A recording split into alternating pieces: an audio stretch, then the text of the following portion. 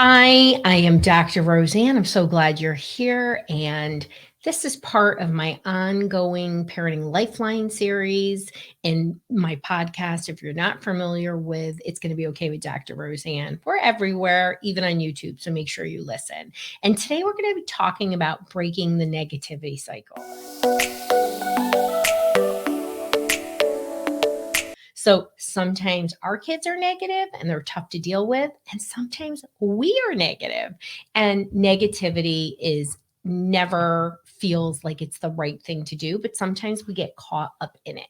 So let's talk about how it happens, what we can do about it, and how important it is, not just for today, but for breaking the generational negativity bias. Because I think we all know certain people, even within our own families, or maybe families we've married into or friends, that really seem to be a very negative type of person. I always talk about my kids. I have one kid that's a glass half full and another kid who's a glass half empty. And it's tough. You have to approach them differently. So, what is this negativity bias? Why do we have it? What does it start? Well, it is actually a real thing, and we are wired to see negativity, right? And it started with the time of cavemen, actually, so that our brain would alert to danger. Well, we're not cavemen anymore. Well, maybe some people are, but we generally aren't. And so we want to make sure that we are being more conscious of our negativity bias, and just to know how easy our brain goes to this negativity bias. It takes us 1/4 second to see a negative and 20 seconds to see a positive. So in order to get to that 20 seconds, you have to be conscious and conscientious, right? So you have to have patience. You have to be able to say, okay, well, that's just my brain, or that's my mom showing up in me, and she's very has a scarcity mindset, or whatever is going on. But part of this conversation is to enlighten you about, as I always talk about things, right, from the brain, from research, but we need to make a generational shift. Often we get so stuck in the world of mental health thinking everything is genetic, everything is related to neurotransmitters, because pharma wants us to think that everything goes down to a neurotransmitter level, and that there's only one way to support that, which we know isn't true, that it requires psychiatric medication. But when we inherit behaviors from our families, right, which we do every day, the number one way we learn to parent is from our parents. And negativity biases, ways of thinking about things, ways of talking about things, we inherit it from our families, right? And that's good and bad. But being negative is a lot more common, right? If anybody, hadn't heard this story, I went to this, I used to be part of a really awesome business mastermind. And it was basically, the first day was about your money values.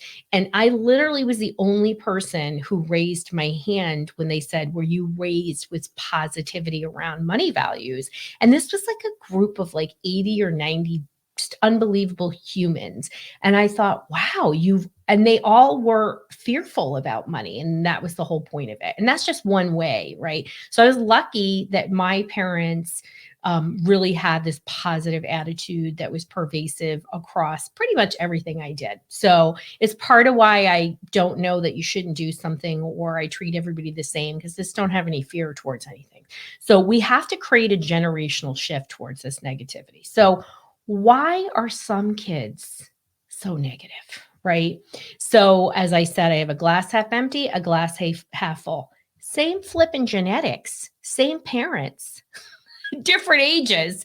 I mean, they are 5.5 years apart, and there's different things, but they honestly came out that way. So we have things like temperament, right? It's real. You do sort of are formed, and we inherit our personality features from family members, right?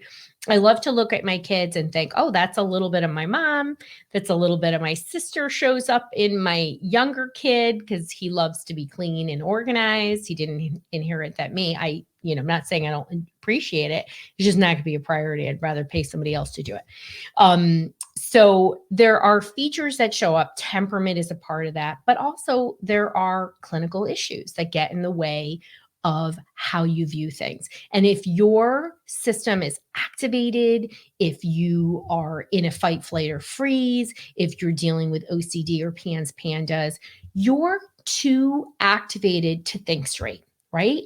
And if you're their parent, you might be too activated to think straight. So there's going to be much more of, sauciness at a minimum, but quick to ignite.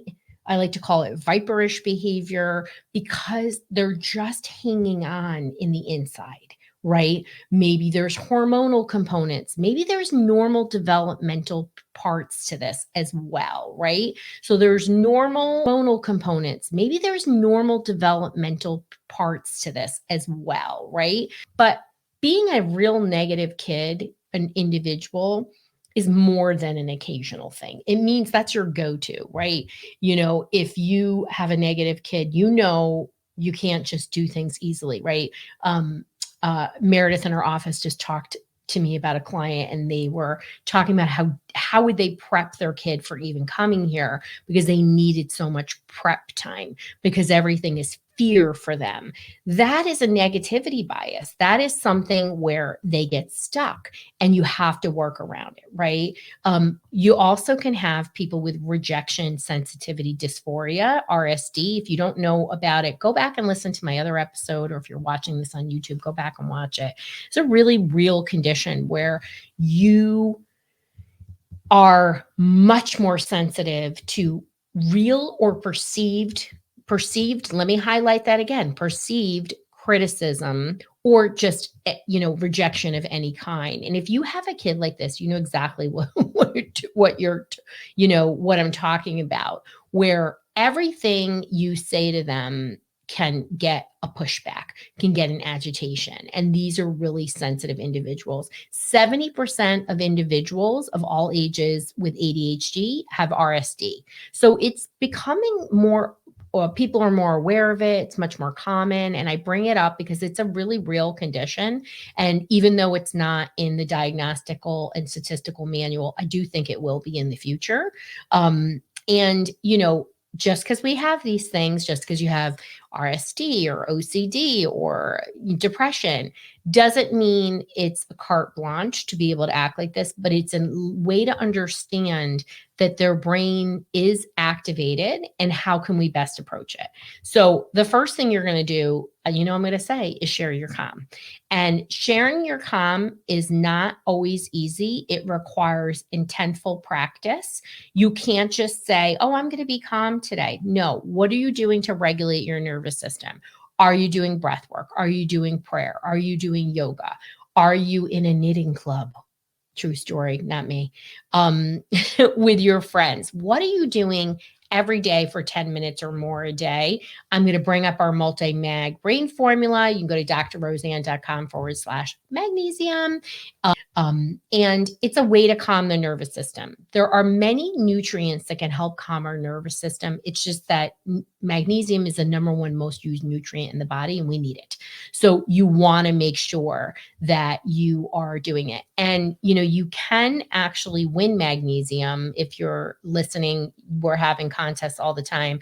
drroseann.com/win magnesium. In the future, we're using that for people that buy magnesium and actually leave a review or send in a video. We're going to be doing some fun stuff with that. I want to have kids showing how they use multi-mag brain neuro because it tastes so good. It tastes yummy, and it's super effective. So sharing your calm, whether it's nutrients like magnesium or things like putting essential oils, right? Like I have my lemon right here, whatever it is, you have to be intentful. Today, before I left, I lit my candles and I said my prayers. That is a rebalancer and an anchor for me. I don't mess around, right? I live a very purposeful life with a lot of things in it, and my nervous system gets really jacked up very easily, and then I don't sleep. And that's not good, right? So we have to make sure we're take care of it. So role modeling. So role modeling is really important. It is sharing your calm, but it also means you're showing your kids, how do you deal when somebody irritates you? Or, how do you deal with X, Y, and Z, right? We had actually a situation this week. I was traveling where there was somebody who was mentally ill, clearly in the airport, and the police were just about to take him down. So I was like, okay, guys, this is what's happening. We're going to be calm. And they were like, what's going on? They hadn't seen it. And, I had to explain it. And I really obviously I remained calm. But we processed, we talked about it. I said to them, wow, that's kind of freaky. I don't think I've seen that, like somebody getting taken down in any capacity since 20 years ago. And role modeling happens all the time. That is a big thing. But how are you managing your stress, right? When you're irritating, in-law says something to you or whatever it is, how are you managing that? It's important because they are watching you more than they're listening. And when you have a kid who's really negative, this is the hardest thing I'm going to tell you. And you think that it's not. You have to intentfully build connection. And how you're building connection can come in many ways. But what you want to make sure is that you are for sure really working to spend time with them, do preferred activities with them, and don't fact fight with your kids. Don't get into it with your kids.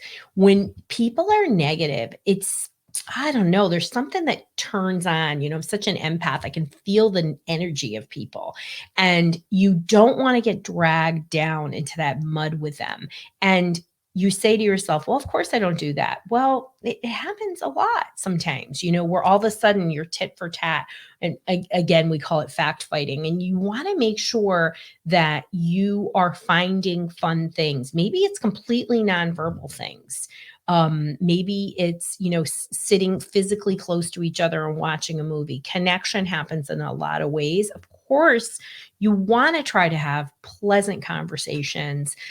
But I feel that when you have a really abrasive kid, a negative kid, it's hard to find those moments, but you have to find them because your kids need to have you as a safe spot.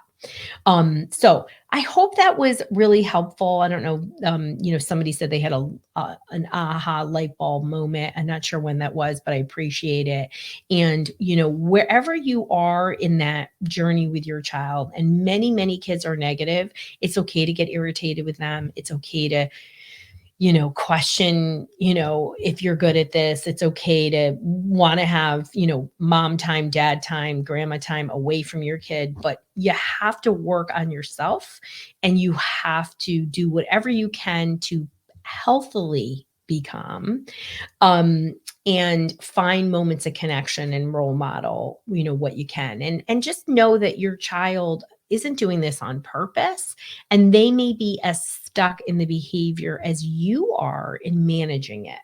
And, that is surprising for a lot of people, especially when you have bright kids that seem to be okay at school. And there's a lot of reasons why kids are okay at school, but ultimately it's because it's a really structured place.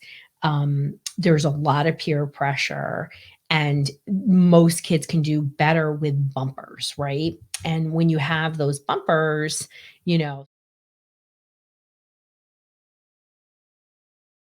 yeah, somebody says I'm guilty of being negative sometimes, and I'm working at it. We all are guilty of that. There isn't a person who isn't, including myself.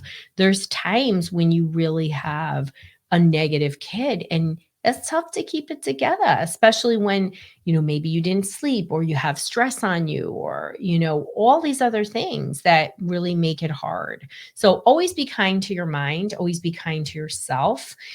Don't feel like you're the only one. I think the best part about being in, our community, whether you're in our free Facebook group or soon to be Calm Brain community, is to have a safe place where you can ask questions, you can feel like you're not alone. Because when you have kids that have, like myself, having a dyslexic and, I'm super worried about where are we going to high school, anybody who wants to talk to me about that, I'm stressing about it. We still have 2 more years, but I've been stressing about it since 5th grade. So, and I mean in that I'm exploring it, but it's still stressful. It's, a hard thing to know where the right environment is for your kid, whatever is going on with you. But then to have a kid who's really has a negative way, they're always the glass half empty every time. And you have to be like, look, see, it's full. There's water in here. That takes a lot. So be kind to yourself, put your oxygen mask on, get your own support in groups, therapy, whatever it is. And really work on that piece within your family lineage, right? Because we inherit a lot of toxic patterns from our families as hopefully, I always say I took good stuff from Tony and Philomena and I got rid of the bad stuff. And, I think our kids put a mirror to us, right? And we're like, oh, wow, I remember not liking that when I was a kid.